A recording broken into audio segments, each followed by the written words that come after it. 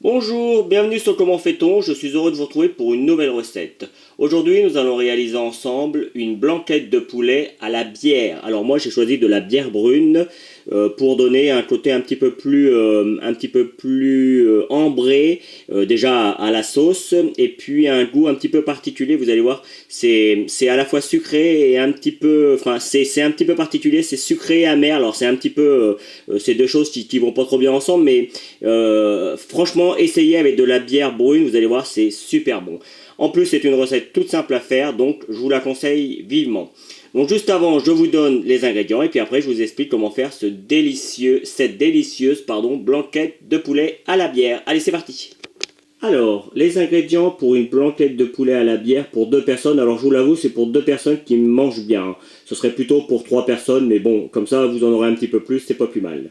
Vous aurez besoin de 4 escalopes de poulet, 2 oignons, des oignons jaunes, des gros oignons, 3 échalotes, 50 g de farine tamisée, 400 ml de bière brune, 150 g de champignons de Paris, 4 gousses d'ail, 150 ml de crème liquide entière, alors ça fait 15 centilitres pour traduire, du sel, du poivre, je n'ai pas mis mais un petit peu de persil pour la décoration, et évidemment, alors le temps de préparation c'est environ 20 minutes, c'est très rapide le temps de préparation. En revanche, le temps de cuisson, il faut compter environ 45 minutes et il y a plusieurs étapes, mais je vous explique ça tout de suite. Allez, c'est parti pour la recette. Comme toujours, avant de commencer une recette, je vous explique comment émincer les différents ingrédients. Alors, évidemment, moi j'ai commencé pour éviter que la vidéo soit trop longue. Pour les oignons, c'est très simple. Je veux qu'ils restent en petits filets. On ne veut pas les émincer trop fins. Donc vous voyez, on les coupe en deux. Et puis après, sur la, sur la largeur, on les coupe en fines tranches. Et vous voyez, à la cuisson, en fait, à la cuisson, ça va se détacher comme ça. Et puis comme ça, on aura des petites tranchettes comme ça. C'est impeccable. Pour l'échalote, alors, l'échalote, il n'y a pas vraiment de difficulté. Évidemment, on l'épluche. Et puis après, on la coupe en petits tronçons. Pareil que pour l'oignon, vous allez voir, quand ça va cuire, hop, vous voyez, ça se détache. Et puis on obtient des petits morceaux comme ça, qui sont jolis à la préparation. Même si là, ça reste une blanquette et donc du coup, il y aura de la sauce et tout ça. Donc on les verra un petit peu moins. Mais ça reste quand même joli. Puis au niveau de la cuisson, c'est pas mal. Donc ça, c'est pour l'oignon et l'échalote. Pour l'ail, il suffit juste de les éplucher. Moi, j'aime bien leur donner un petit coup. Vous voyez, je les écrase un petit peu comme ça. Comme ça, ils vont aller se diffuser. Ils vont aller se diffuser dans notre avec la viande dans notre blanquette. Je cherchais j'ai un petit trou ce matin. Ça arrive parfois. Voilà, ça c'est pour les premiers ingrédients. Après, vous aurez besoin également de champignons. Alors moi, c'est des champignons de Paris que j'achète en gros, pour être honnête, et que je congèle. Alors soit je les congèle entiers, quand j'ai besoin de champignons entiers, soit je les découpe au préalable en petites rondelles comme ça, et puis je sors juste ce que j'ai besoin, et comme ça, c'est prêt pour la recette. Il n'y a pas à faire de la préparation, c'est rapide. Et puis en plus, l'avantage quand on achète en gros, c'est que ça coûte moins cher. Donc pour les champignons, vous les découpez évidemment. Moi, j'aime pas trop les laver les champignons. Essayez de trouver des champignons frais, ça c'est évident. Bio, c'est un petit peu plus compliqué, mais brossez-les un petit peu. Éventuellement, s'il y a un petit peu de saleté dessus, donnez un petit coup de couteau. Moi, je les épluche pas, pour être honnête, encore une fois. Et puis après, vous les découpez en petites tranches comme ça. Voilà, ça c'est pour les champignons. Maintenant, la viande. Alors, vous demandez à votre boucher de vous donner des filets de poulet. On pourrait prendre des filets de dinde aussi, ça marcherait, mais là sur le coup c'est avec du poulet. Alors moi il m'en a donné deux, mais c'est vraiment deux gros, donc on peut partir, et je vous marquerai d'ailleurs que sur la recette 4 filets. Vous voyez, en général on a des filets plutôt comme ça. Donc moi je le découpe encore une fois quand c'est en gros, quand on connaît un petit peu la façon de le découper, c'est facile.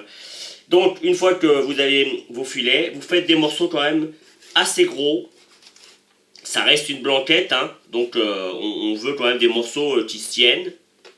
Alors, évidemment, ça ne sera pas comme une blanquette classique où on a vraiment des morceaux presque carrés, bien ronds. Là, ce sera un petit peu plus fin. Mais vous voyez, hop, disons, on va dire 2 cm sur 2, c'est très bien. Si on peut faire un petit peu plus, bon, on fait un petit peu plus. Et puis parfois, dans certaines circonstances, comme ici, il y en a un petit peu moins. C'est pas grave. Ça fait partie du charme de la recette. On laisse ça comme ça. Voilà. Vous savez tout pour les ingrédients. Alors, on aura besoin également de farine que vous devrez tamiser au préalable. Et puis, la crème et la bière pour la suite. Mais ça, c'est juste après. Allez, c'est parti pour la cuisson maintenant. Allez, première étape, on va faire revenir la viande un petit peu. Alors, soit vous mettez un petit peu de matière grasse. Alors, si on met que du beurre tout seul, c'est possible, hein, mais sachez que le beurre, ça a tendance à cuire, à noircir un petit peu. Et personnellement, moi, j'aime pas trop. Donc, moi, je mets un petit peu d'huile d'olive. Si vous voulez mettre du beurre, je vous conseille de mettre moitié beurre, moitié huile de tournesol. Avec le beurre, ça marche très bien. Et de cette manière, vous allez voir, le beurre ne va pas cuire de la même manière. Moi, j'aime bien l'huile d'olive. Là, sur le coup, on va pas la chauffer trop, donc on peut se permettre de la prendre. Donc là, sur le coup, on attend qu'elle chauffe un petit peu. On va prendre un petit morceau de viande pour être sûr que savoir quand est-ce qu'elle est chaude. On l'entend en bruit, vous voyez, là, on l'entend en bruit. Allez, on va pouvoir mettre le reste du poulet. Et là, le but maintenant, ça va être de commencer à pré-cuire le poulet. Que les parties externes soient un petit peu cuites. Après, la viande va s'adoucir puisqu'on va la cuire dans du jus. Donc, du coup, cette pré-cuisson, elle est quand même importante. Vous voyez, il faut que les morceaux soient blancs comme ça.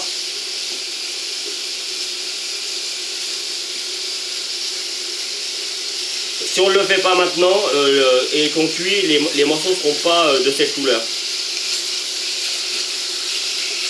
Et un petit peu doré également. Ça va très vite, hein, ça met quelques minutes. Hein.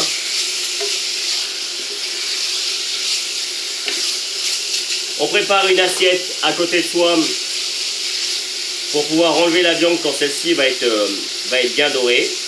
Alors, on n'hésite pas à les tourner quand on peut, hop, pour que tous les côtés soient bien cuits de la même manière.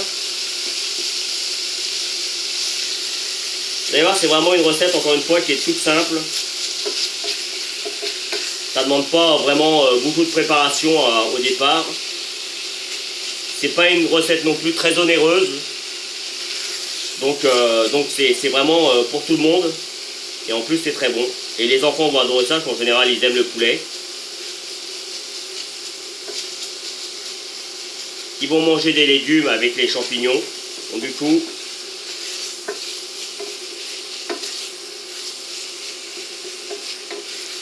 voilà, vous voyez, pour moi là, la viande, elle a déjà blanchi. Elle est très bien. On va pouvoir la réserver. Et simplement, on prend une assiette. Hein, on peut, ou je vais peut-être pas reprendre la même assiette. Je vais plutôt prendre un saladier. Et puis je vais la mettre dedans. J'essaye de garder un petit peu de matière grasse, puisque maintenant on va cuire nos oignons, on va blanchir nos oignons. Donc c'est parti. On attend que la poêle rechauffe un petit peu.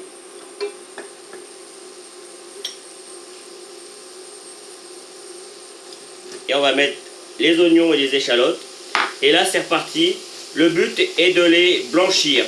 Donc on les mélange jusqu'à ce qu'ils deviennent un peu translucides. Alors c'est pareil, hein, ça prend 2-3 minutes, hein, il faut pas les faire cramer, surtout pas, hein, on reste devant. Et c'est parti, pendant 2-3 minutes pour les faire translucir. Alors j'ai dit translucir, hein, vous avez compris que ça ne se dit pas. Là mes oignons sont bien dorés, ils sont translucides, voilà, c'est bien mieux. Et ils ont caramélisé un petit peu. Donc là, c'est très bien. On va pouvoir à nouveau rajouter la viande.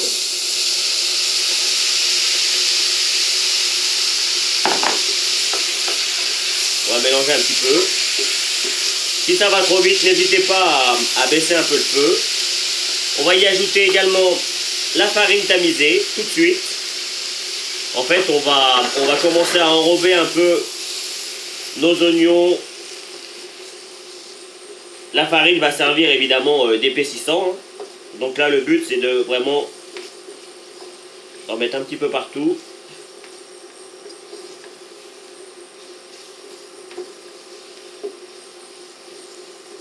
Voilà. Et puis, maintenant, on rajoute les petits morceaux d'ail, la bière, dans un premier temps. On va remélanger 2 minutes et on rajoutera les champignons. Allez, on va maintenant rajouter les champignons qui vont apporter eux aussi un petit peu d'eau. Donc du coup, ça va à nouveau... vous voyez là, c'est un petit peu épais. En rajoutant les champignons, ça va se déliter un petit peu. Alors là, c'est parti maintenant pour... on va quand même saler et poivrer juste avant quand même. Poivrer. On n'hésite pas, il faut que ce soit bien assaisonné.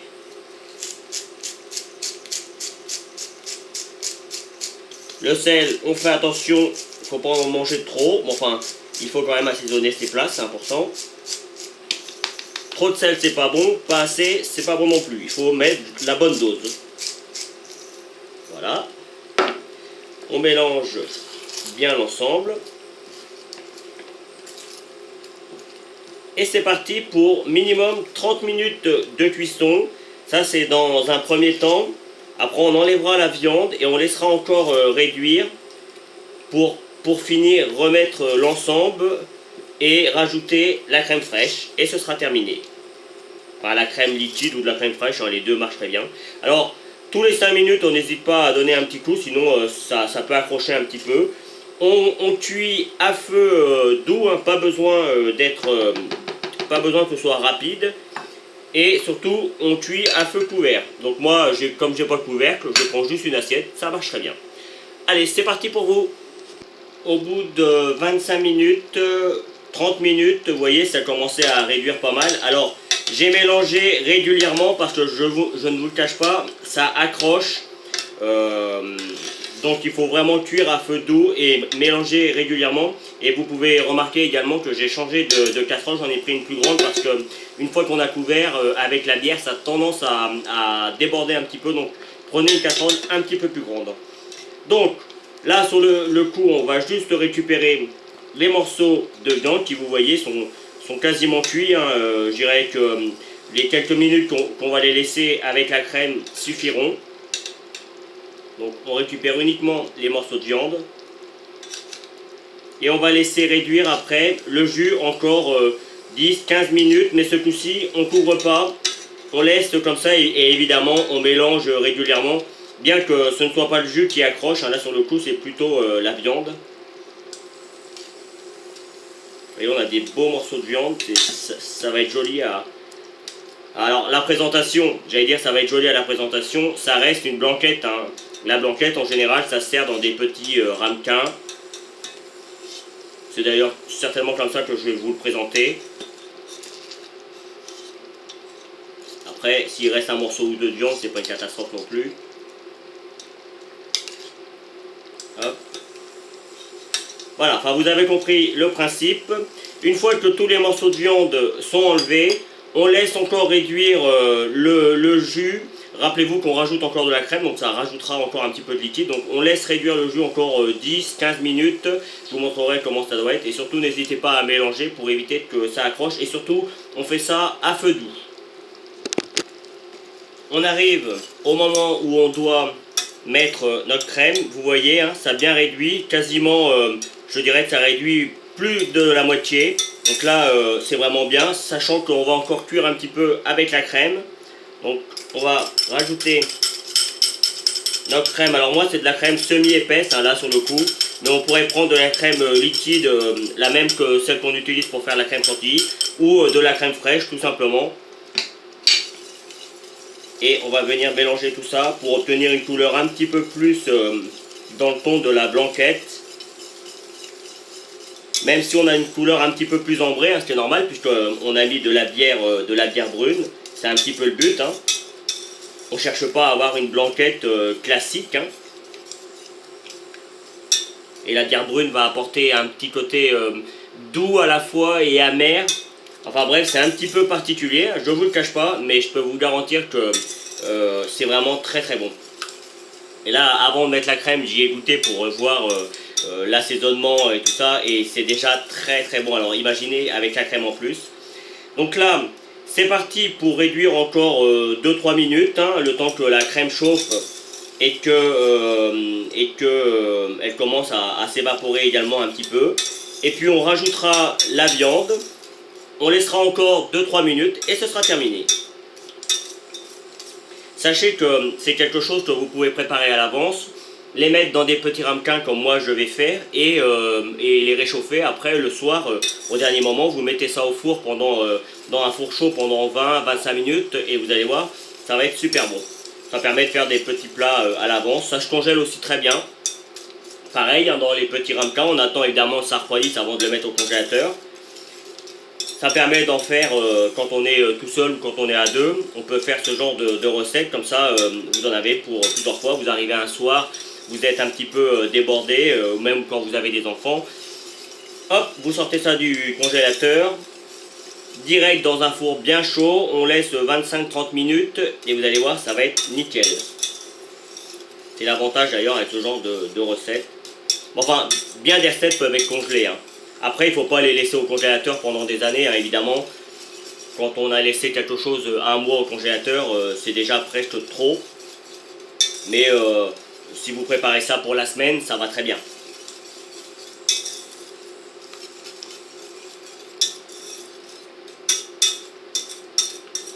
Voilà, vous voyez, on va laisser réduire encore 2-3 minutes et on rajoutera la viande.